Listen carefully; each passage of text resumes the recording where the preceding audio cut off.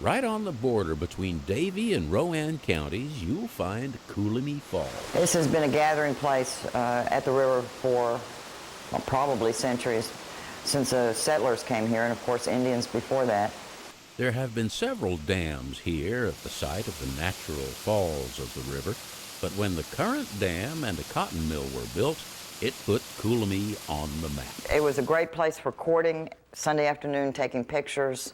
There was a bathhouse. People rented their bathing suits because no one owned one, and people came from as far away as Mooresville to visit this attraction. And it was a wonderful place. But when the mill closed, there was no one left to take care of anything. Ken Sales knows this place very well. Oh, I grew up here. I'm from a large family. I was one of the last of 10 children. And my mom and dad worked at the mill, and it was just a very, very close-knit community. Everybody knew everybody. And that's where most all of us learned to swim. Ken and other local folks have always known this place as the Bullhole. The story goes that an ox pulling logs lost his footing on the slippery rocks and fell into the water. And usually there's a big swirl pool, which really is caused by the rapids coming down there, right out in this deepest part here. But that's why they call this the Bullhole. That's where the bull did drown. Ken and a group of like-minded friends decided that this combination of history and beauty was worth preserving.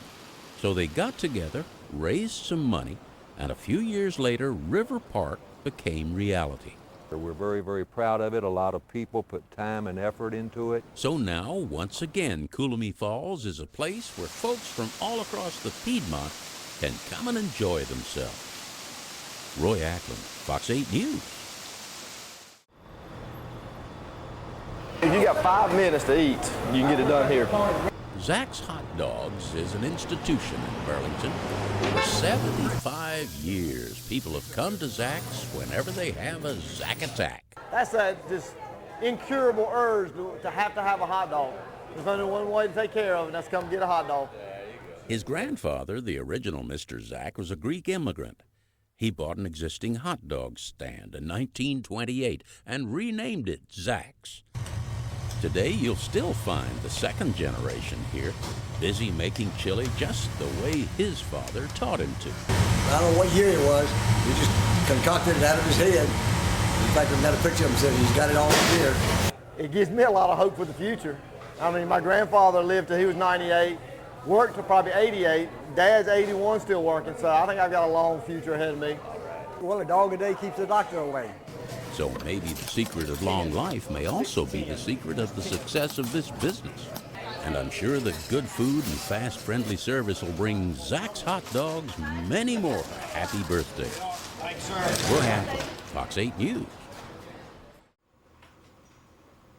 Fairley Kirman has read her Bible daily for most of her life. And for most of her life, she's attended Mount Lebanon United Methodist Church faithfully. We always have a saying at Mount Lebanon. We say that there used to be 2 things certain, but now there's 3. There's death and taxes, and Fairley will be at church Sunday morning. Well, I figure if I go to work every day, I go to church. The fact that she lived inside of the church helped. Every time the church doors were open, she was there, serving in one capacity or another. All she had to do was walk. Till I got arthritis in my legs so bad I couldn't. Yeah, I walked up there every Sunday. Now, well into her 80s, she has considerable trouble getting around. But with 54 years worth of perfect attendance pins, she intends to keep her streak going. Well, she had been faithful so long to come to church, 54 years with a perfect attendance. For whatever is born of God. That we decided we'd just bring the class to her. She wasn't able to walk to church like she used to, so some of the Sunday school class members and the pastor and the teacher just came down here, and we had the Sunday school lesson right here in her living room here. Oh, it made me feel good, but still I'd love to go to church. But until she's able, the folks here at Mount Lebanon Church say they'll continue to bring Sunday school to her. Roy Ackland, Fox 8 News.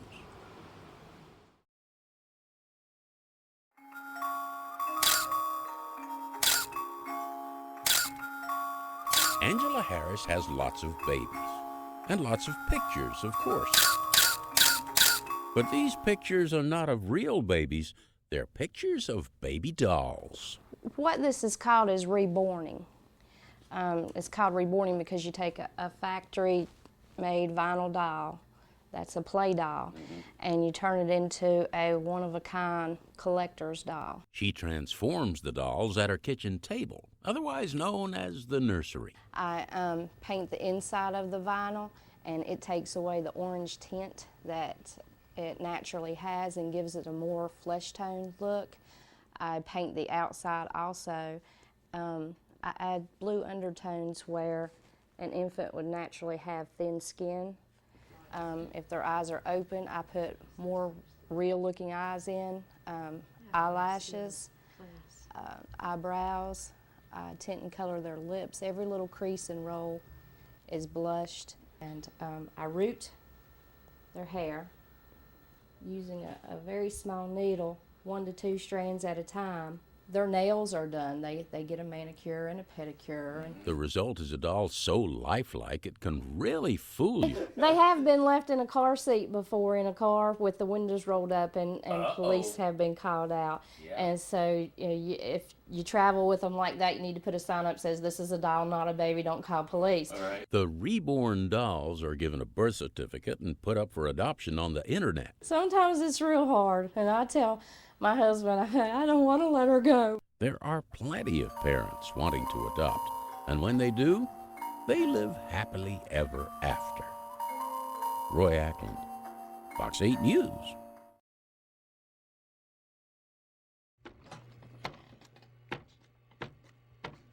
These hands have handled a lot of clay.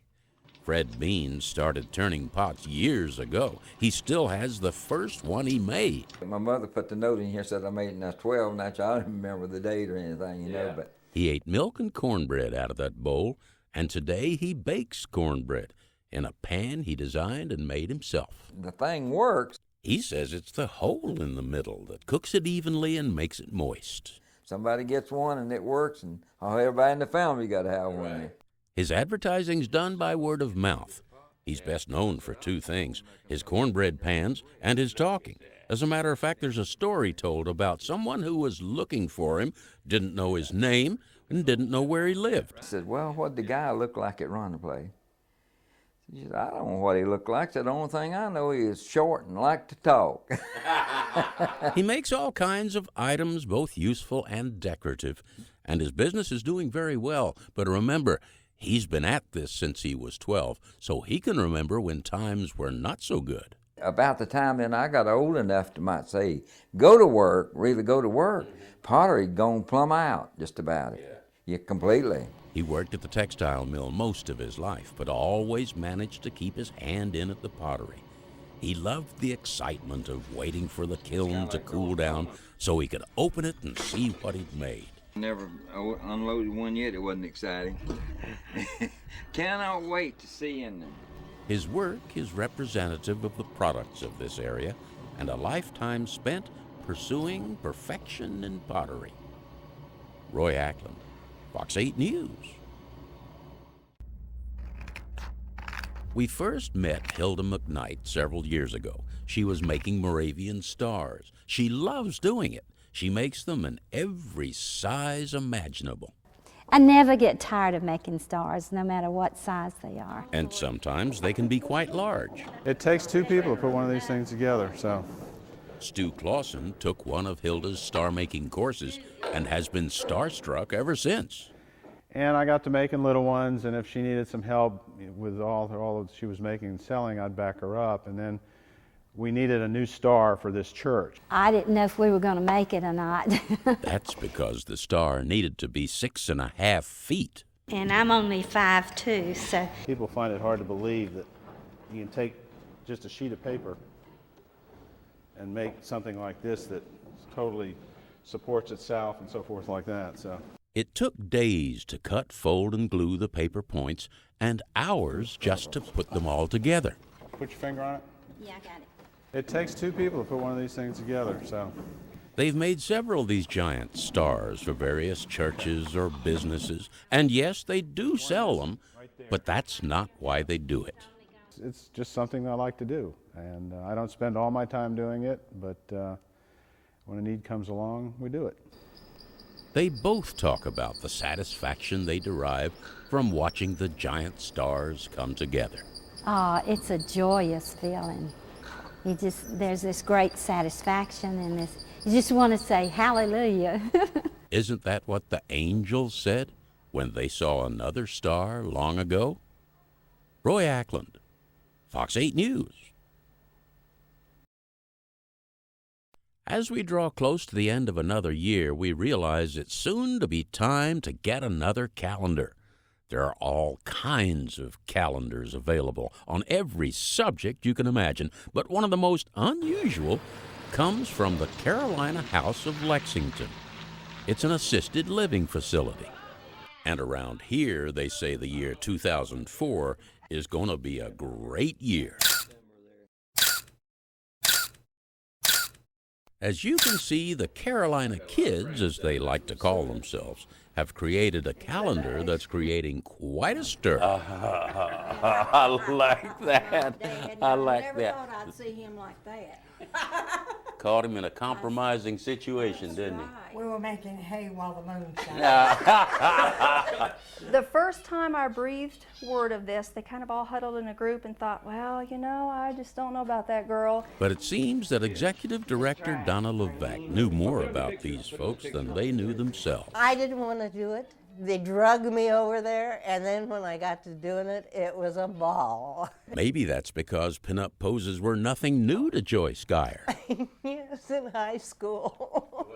I modeled for Sears Roebuck Company. Some scenes show these sexy seniors in unusual situations for great-grandparents. You really should have seen one of the ones that they decided not to use. Money collected from the sale of these calendars will go to various charities. But to these folks, it'll mean more marvelous memories. Roy Ackland, Fox 8 News.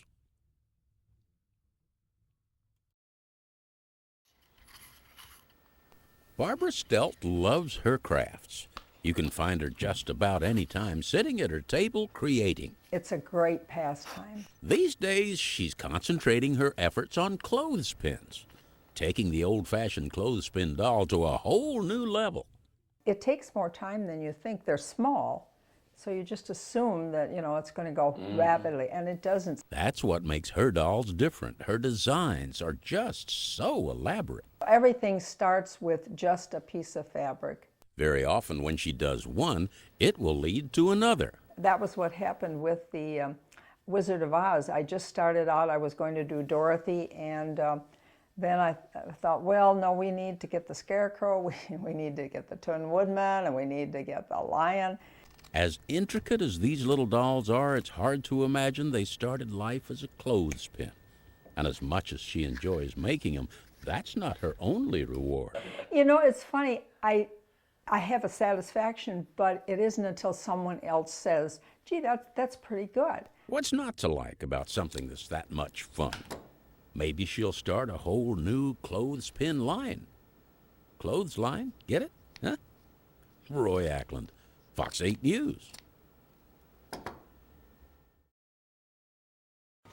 This is the home of Lou Hurt, and it's chock full of anything that looks Christmas.